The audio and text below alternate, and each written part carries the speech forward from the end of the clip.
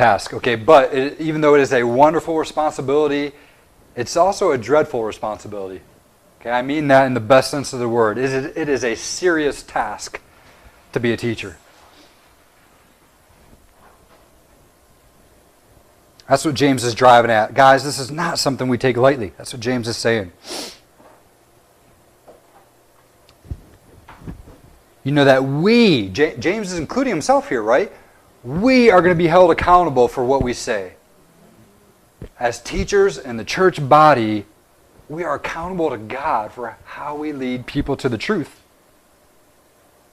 Okay? He's the judge. He's the one holding us accountable. That's pretty serious business. Right now, let me back up for a second here, and I'll say this. It is good in your teaching ministry to have another person that you can be accountable to.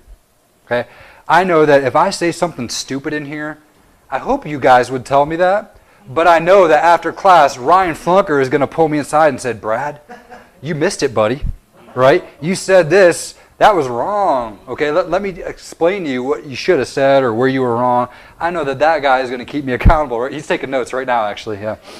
I know that guy's going to keep me accountable to declaring the truth accurately. And just on a side note, I would encourage you guys to have people like that in your church body who will do that to you, and that you will accept their ability to come to you and say, hey, buddy, I think you missed it. All right? That's an important thing. But even higher than that, right? I'm not accountable to Ryan Flunker or to you guys. I mean, I am. But on a much greater scale, man, I'm accountable to God. Right? In some ways, it's almost as if I'm not going to get up here and make it the most serious thing I know how to do to make sure that I'm accurate with you guys, I'm better off not getting up here. Right? If I'm not taking this seriously and understanding that I am declaring God's truth, and I want people to change based on what I'm sharing with them from the Scriptures.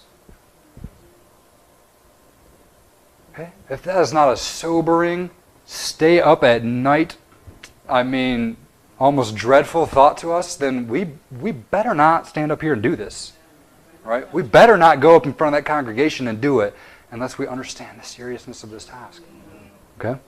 My thoughts going back to the saying of somewhere in Matthew when he said that if any one of us mislead the children, we would be better off with a millstone tied around our neck. Wrong. Buddy, you're better off dead if you're going to start misleading children in the Word, right? I mean, how serious is that? That's heavy-duty business. Jesus didn't take it lightly, did he? Wow. And it's interesting that James says this in the greater context of, look at the rest of the chapter. I'm not sure we have time to read it because we're getting close to break time, but he goes on to talk about the power of the tongue, the danger of the tongue, right? How the tongue, it can destroy. Okay, how it steers the ship and how it can steer astray. It says, tongue is a fire, a world of evil among the parts of the body. Corrupts the whole person, sets the course of his life on fire, sets on fire by hell. I mean, the tongue could be a very, very dangerous thing. Okay, that's the context with which James is saying this. Okay, how we communicate is extremely important and life-altering for others and for us. And it's interesting that he goes on in verse 9, with the tongue we praise our Lord and Father, and with it we curse men who have been made in God's likeness. Of the same mouth come praise and cursing. My brothers, this should not be. And he goes on, look at verse 13. Again, this is in light, in the same context of, brethren, be careful, right? You who is wise and understanding among you, let him show it by his good life, by deeds done in humility that comes from wisdom. Look at verse 17. But the wisdom that comes from heaven is pure, peaceable, loving. Consider it submissive, full of mercy, good fruit, impartial and sincere. To me, I can't divorce verse 1 from the rest of that passage. Okay? Our tongue can be a dangerous thing. Okay? And the person who thinks he's wise, you better be humble. Okay? Don't think that you're the man with the answers, right? Who is wise and understanding among you? Let him show it by his good life, by deeds done in humility. Okay? That's why this is such a serious task, and that's really the attitude we need to approach it with, right? Humbly, understanding my tongue can be a fire. It can be very dangerous. What was that? Go ahead, Carl. I said, like 14. Yeah, what does it say? If you harbor bitter, envy, and selfish ambitions in your heart, do not boast about it or deny the truth.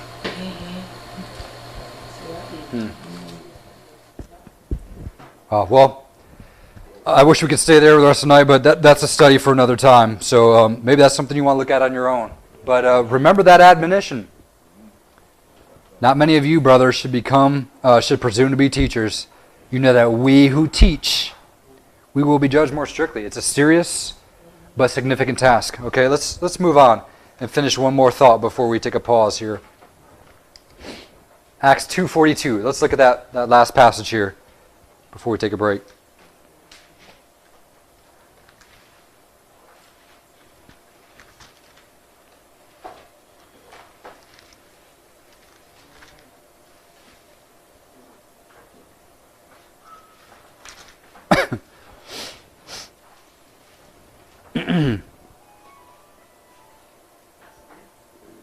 This is just a good passage just to let us, again, understand the significance and the seriousness of teaching and why we need to have teachers. Somebody read Acts 2:42. They devoted themselves to the apostles' teaching and to the fellowship, to the breaking of bread, and to prayer. Okay, it's talking about some of the things that the early church is doing. It goes on to list a bunch of things, but what's the very first thing that's mentioned? Teaching. They devoted themselves. Okay, this was a continual, important thing in the life of the church, right? They devoted themselves to the apostles' teaching, right? The apostles had that position of teacher. And it was an important role, right? The people were devoting themselves to their teaching. Okay, it was a necessary, important role, and one to be taken very seriously, just as it is significant. Amen? So, that's the first half of our answer. Why? Why do we teach? Well, number one, because God put it forth, right? He put people in that position, and He's called all of us to the work, right? So teaching is necessary. It's necessary to the life of the church. It's necessary in the discipleship process. We need teachers. Okay? And after the break, we're going to talk about the second half of that is, why do we need teachers? What are the teachers to be doing? What's their purpose?